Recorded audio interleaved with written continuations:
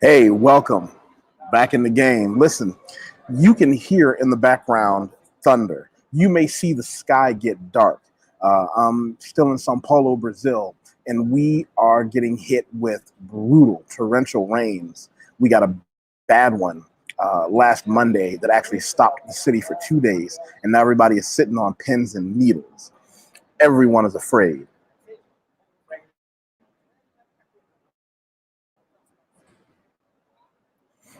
So what ended up happening is I had a conversation with one of my clients. It led into something that I wanted to bring up here. I'm also doing something for the first time. If you look into the chat, anyone who wants to jump in can click that link right now. Normally, I have a lot of people lined up, but because this is something that just came up, I thought about I can discuss this on my own, but I also want to open the door since so many of you have been so good to me with bringing in new people and new people to talk with and share ideas with. I'm not going to keep you long today.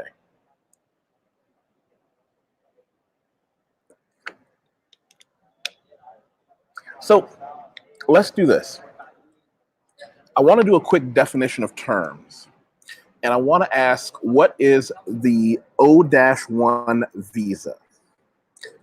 I'm going to show you what an O-1 visa is defined as so you can get some context as to where this is going.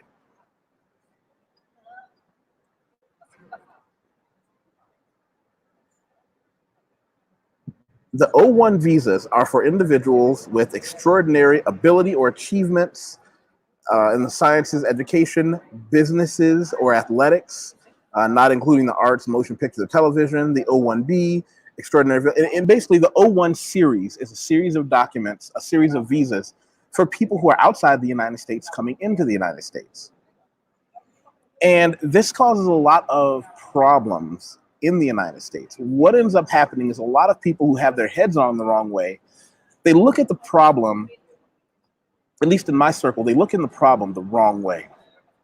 They look at this problem and say, well, wait a minute. We have a situation where the O-1 visa is being used by people from other countries to get a free pass into the United States, which is false. These people are coming into the United States because they are the highest qualified people for the job. You may get someone from Shanghai, China, someone from Mumbai, Brazil, who has a double PhD in engineering and theoretical math. They're not taking jobs away from Americans. Americans aren't producing that many people who can do those things. We can discuss the politics of that later. But the more and more I looked at it, particularly when I was younger, and all of you know I advocate world travel and living abroad for at least a year out of your life, I tell people. But at a certain point in my life, I was talking to a few friends. The earliest conversation I had about this was with David. He may come in. Brother Dave, you guys know him. The conversation was about the O-1 visa being the secret weapon a lot of American companies use. When you look at the Fortune 100 companies, Fortune 500 companies, how many of them have a leading staff of people who were born in the United States? Not as many as you would think. Most people don't know this. Most people think of someone stealing their job and they get this idea that some immigrant coming from another country that's doing a job you don't want anyway is taking your job. Instead of getting mired down in all that nonsense, I said, well, what do I do in situations where I feel like maybe I am getting dirty into the stick? I don't know. I'm not high enough up in the food chain. I'm economically successful, but I'm certainly not in the billionaires club. I didn't graduate from any of the Ivy League universities that these guys do. So I was never going to get that job anyway. Stay with me. So I realized that just like America will bring in people from other countries who don't have the skill set that locals in America need, as an American with an education, I can travel the world and go places where people don't have the skills I have. It took me a while to realize why in countries I went to, like Thailand or even England or where I'm in Brazil, there must be a person born in that country who hates my guts, justifiably so.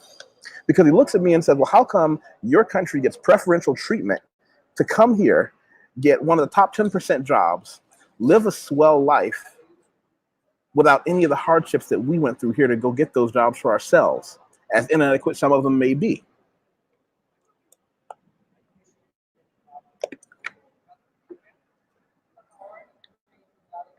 So I'm sitting here in Sao Paulo, Brazil. I run a few different businesses, and actually I'm going to give you guys context, and I tell people this all the time. If you've been with me long enough, you know I'm going to show you this first part. I show people my LinkedIn profile. A lot of what I do is I write resumes for people. I'm a professional writer, editor. If you have a book, a journal, a newspaper that you write, things that need to be edited to universal, university level English. If you have something that needs to be ghostwritten, I do those things as well. But a surprising amount of my work is writing resumes for people still in the United States, helping them reword, recontextualize. I do packages where I give them 2 or 3 different resume versions, a couple of different cover letters. If you too come to my LinkedIn page, you'll see how many countries I've been in. But I also want you to first, I always say, skip the resume in total. Go down to the part where it says, recommendations. This is my moneymaker. This is where other business professionals all over the world will tell you who I am, what I'm capable of, and that I'm good at what I do. But when you scroll back up to the resume part, you'll notice I've been all over the world. Am I a genius? No. Am I clever? Yes. Do I understand how to run a business? Yes. But what it took me years to realize, to get through my head, is I wasn't just benefiting from American privilege. I was benefiting from the privilege of being part of one of the smallest minorities in history. Story time. I was in university, my first semester classes. A professor said, raise your hand if you're a minority. I raised my hand. Some children who I believe were Mescalero Apache raised their hand. You had a couple of people raising their hand for different reasons. He said it was a trick question. All of us were minorities because anyone who gets any higher education at all is part of the smallest fraternity in the history of the world. I took that, turned it around, and instead of looking in the United States and saying, well, why are these businessmen who are financially secure doing all these things that I find unethical? But then I remembered, the world is round. People aren't as different as your government, and I don't care where you're watching this from. Your government has a vested interest in making sure you never leave where you are and you don't know what the outside world is like. But why does everyone have this vested interest in believing that they're going to convince businessmen who know how to manipulate the system to not manipulate the system by hiring somebody from another country? Because either A, they work cheaper, or B, they come with such a skill set that we can't find in our own country, like some of the engineers and technicians that we have in the United States. And that's just my industries that I know about from my clients. So when I moved abroad, I looked for the same businessmen who are willing to do whatever it takes to make more money than everyone else and show them why they should pay me top of the pay scale for what I do, because they're not going to find anyone else who can do it. You're not going to find too many people at a university level who can write as well as I can. There, I said it. You're not going to find people who can edit as well as I can. So I can make an average living in the United States, or go back to what I did in the past. Some of you know I was a financial professional. Well, why not live in Brazil where I can be paid at the top of the pay scale, take advantage of the fact that the cost of living is cheap, and have a better life here than most of you have if you're still in the United States, who by far and large all make more money than I do. But when you don't have to spend your money, what little money you make, you can invest, and that's a whole different conversation. Instead of looking at globalism, dirty word, right, for some people, instead of looking at globalism and saying it's tearing the world apart, admit globalism is here to stay. It's not going anywhere. You can be mad about it, or you can take advantage of it. Now, I understand I'm speaking to a small number of people. I understand not everyone here has a university degree. Fair enough. Find a skill set that you can take with you on your back. Find a skill set that you can use, anywhere in the world, and find a company, an individual, a business somewhere that needs someone who can do it. Combine that with a lower cost of living, and you've essentially figured out the entire system. You figured out the entire game. I understand that this is hard. I understand that it is not easy. I understand that it would have been easier if you had done this while you were young. Some of the people, and by the way, I get to see who my commenters are, who the people who watch are. Most of you are like me. You know, despite the good looks and mustache, I'm 42 and a half years old. I did most of my hard work when I was young, yet some of the men who call me and ask for mentorships and they ask me to bring me on to them, to their companies or individually as a coach, older than I am, and they still do it because it's not going to get easier. There will not be a situation in which it goes backwards, where people who own businesses and companies don't understand I can hire someone from abroad. So instead of being in the United States angry that you can't get hired, find someplace abroad that does. I know Americans that go to countries all over the world and do everything from, if you were with us last night, club promotion. If you guys, hold on a second. Let me show you guys something. I have a new friend in the United States, from the United States. We had money over class the other night. And one of the things he talks about was being a club promoter in Japan, dealing with superstars, taking a skill that in the United States might be very common, finding guys who can fill up a nightclub or a bar or an auditorium, taking that abroad. That's an amazing skill. Go back and watch Money Over Class if you have the opportunity. That's a good one.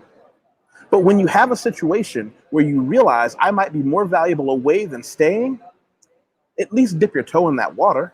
At least find out. Maybe it'll work. Learn a skill. For example, I talk about having the laptop lifestyle. It's not what you think. It's not nearly as easy as you think, but it's far more rewarding than you think. Again, these aren't skills that are unique. These are skills that are unique outside America. These aren't skills that you have to be, and I'm going to go ahead and call myself not smart. The older I get, the more mature I get, the more I realize I'm probably not that smart, actually. I just understand how to do a few things. I do them really well, and then I find people who need those skills who will pay me what I'm worth. I don't care what that skill is. I have a friend who did it in the United States. If you want to stay in the United States, I don't want to leave you out of the conversation. My dear friend Pat, we did Blue Collar Wisdom. This guy's an electrician who makes an embarrassing amount of money, and he's still at home for dinner every day. The game is real. Don't get left behind. Oh, wow, BK from the Rockies, thank you. Thank you. I appreciate that. BK from the Rockies likes to pop in and say hello and support the team, support my PayPal. I always forget that I have a PayPal me account, but I appreciate it. Let's see here. So I don't want to keep you all day today. I wanted to share that with you. Don't get mad about immigration, O1 visas. Get even. If somebody's going to come to your country and take advantage of a system that allows them to walk into the United States with a unique skill, make more money in some cases than people who have that skill in the United States, don't get mad, get even. Find a skill, go to their country. Take some of their economy home with you. Because violence is not the answer. We've had many, many situations where racist white Americans feel so threatened that they've shot people in the face. There was a gentleman from India. I don't know his name. You know what? I can't do him that disservice. I'm going to find out his name so that I can put a name to it. Let's see. He was an Indian national in the United States. Let's see. Shot in.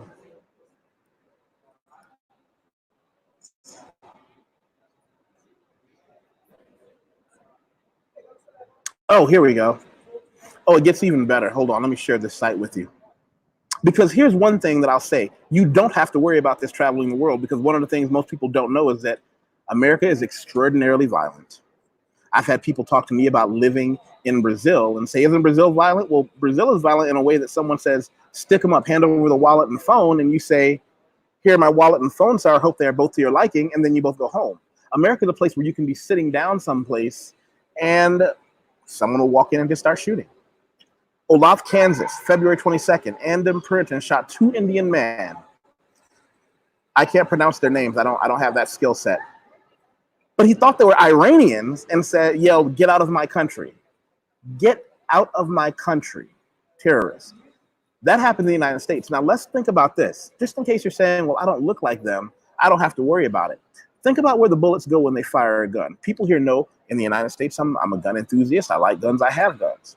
In the United States, when you're in a situation where we have more and more people from overseas coming, what happens when one of your secretly racist white neighbors, and yes, I said white because until you can show me a statistically significant number of Black, Latino, other immigrant people coming to the United States and committing acts of random violence, that's the narrative we're going to go with because that's true. Until you can show me that in other countries we have to worry about the same thing, I just gave you yet another reason. I just gave you another reason to take your skill set. And here's the benefit. Here's where it gets real beautiful, right? I'm sorry, I'm ranting. I'm not sorry. This is my channel. Stay with me.